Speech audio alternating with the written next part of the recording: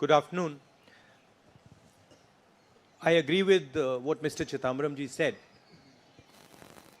But this election is about those who are trying to destroy the constitution and destroy democracy in this country versus those who are trying to protect the constitution and protect democracy in this country. We do believe that it is very important,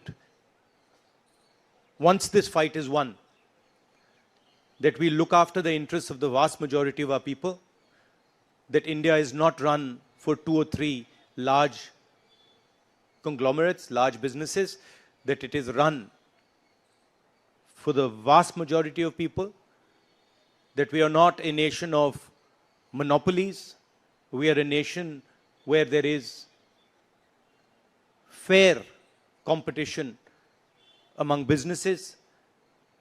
So I think it's important to understand that this election is a fundamentally different election.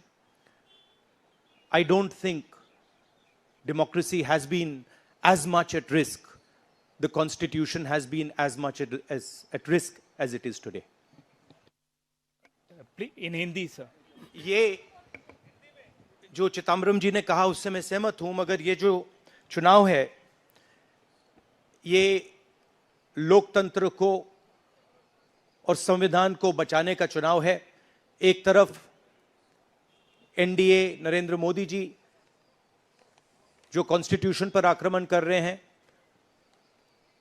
लोकतंत्र पर आक्रमण कर रहे हैं, institutions को capture कर रहे हैं, और दूसरी तरफ इंडिया अलायंस जो कॉन्स्टिट्यूशन की रक्षा करता है, लोकतंत्र की रक्षा करता है। तो ये चुनाव इन दोनों फोर्सेस के बीच में है।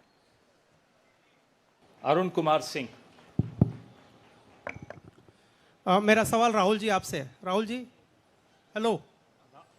राहुल जी, सीधे सीधे इधर, फ्रंट। सवाल आपसे यह है कि 2014 में जैसे ही मोदी सरकार आई थी, आपने एक बयान दिया था और आपने ये कहा था कि देखते जाइए धीरे धीरे कॉन्स्टिट्यूशनल इंस्टीट्यूशंस जितने भी हैं देश पे, उस पे आरएसएस और बीजेपी का कब्जा हो जाएगा। अब आप ये कह रहे हैं कि हो चुका है और आप कह रहे हैं कि हम कानून भी लाएंगे।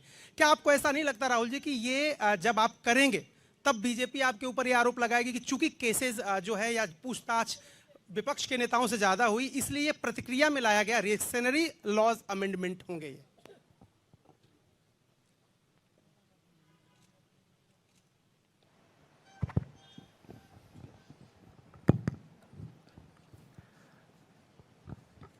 सबसे पहले ये समझना होगा कि हिंदुस्तान के राजनीतिक स्ट्रक्चर में हो क्या रहा है। आरएसएस ने और बीजेपी ने और खासतौर से नरेंद्र मोदी जी ने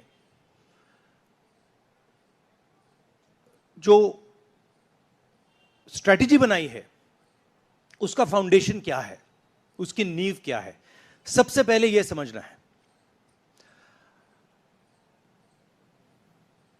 नरेंद्र मोदी जी ने जैसे अदानी जी की मोनोपोली है पोर्ट्स पर, इंफ्रास्ट्रक्चर पर, डिफेंस में, वैसे नरेंद्र मोदी जी ने पॉलिटिकल फाइनेंस की मोनोपोली बनाई है। कैसे बनाई है? ED, CBI, income tax department का प्रयोग करके। अगर आप बॉन्ड स्कीम्स को देखें तो उसमें साफ दिख जाता है कि नरेंद्र मोदी जी ने, बीजेपी ने एक प्रकार से पॉलिटिकल फंडिंग एक्सटॉर्शन से, धमकी से, प्रेशर से बनाई है। खारगे जी ने कहा जो भी भ्रष्ट हैं वो सब बीजेपी में जा रहे हैं। उसका कारण है क्योंकि नरेंद्र मोदी जी चाहते हैं कि पॉलिटिकल फाइनेंस की मोनोपोली उनके हाथों में हो। अब हमारे बैंक अकाउंट बंद कर दिए, हमारे पास ओरिजिनल रास्ता जो था वही हमारा रास्ता है। हम जनता के साथ जाकर मिलकर उनके लिए लड़ते हैं। ये जो मैनिफेस्टो बना है, ये मैनिफेस्टो कांग्रेस पार्टी ने नहीं बनाया है। ये मैनिफेस्टो हिंदुस्तान की जनता ने बनाया है। हमने सिर्फ इसको लिखा है, ठीक है, और हमने सिर्फ इसको लिखा है। जो किसानों ने हमें बताया, खारगे जी को बताया, मुझे बताया, बाकी नेताओं को बताया, वो हमने लिखा है। चाहे वो रोजगार की बात हो, चाहे वो कॉन्ट्रैक्ट लेबर की बात हो, हजारों लोगों से बात करके हमने ये हिंदुस्तान की आवाज है, ये लिखी है। मगर जो राजनीति में आज हो रहा है वो क्लियर है कि सब पार्टीज को नरेंद्र मोदी, ईडी, सीबीआई, इन इंस्टीट्यूशंस को कैप्चर करके फाइनेंशियली मोनोपोली बना रहे हैं अपनी।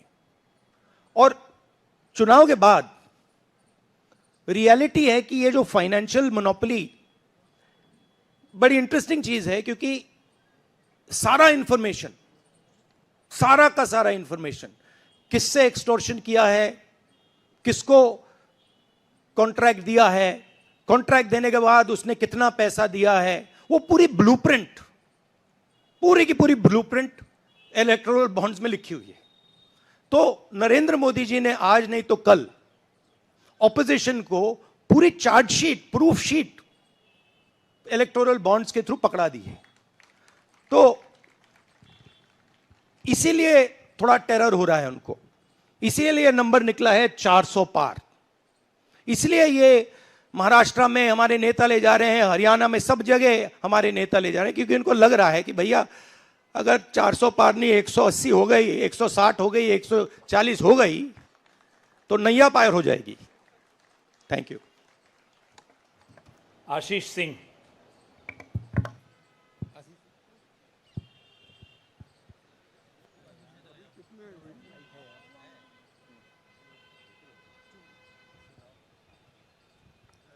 राहुल जी, लास्ट टाइम पिछले लोकसभा चुनाव में राहुल जी आपने मुझे याद है कहा था, you were convince that time कि मोदी जी जा रहे हैं, मोदी जी का वक्त ख़त्म हो गया है।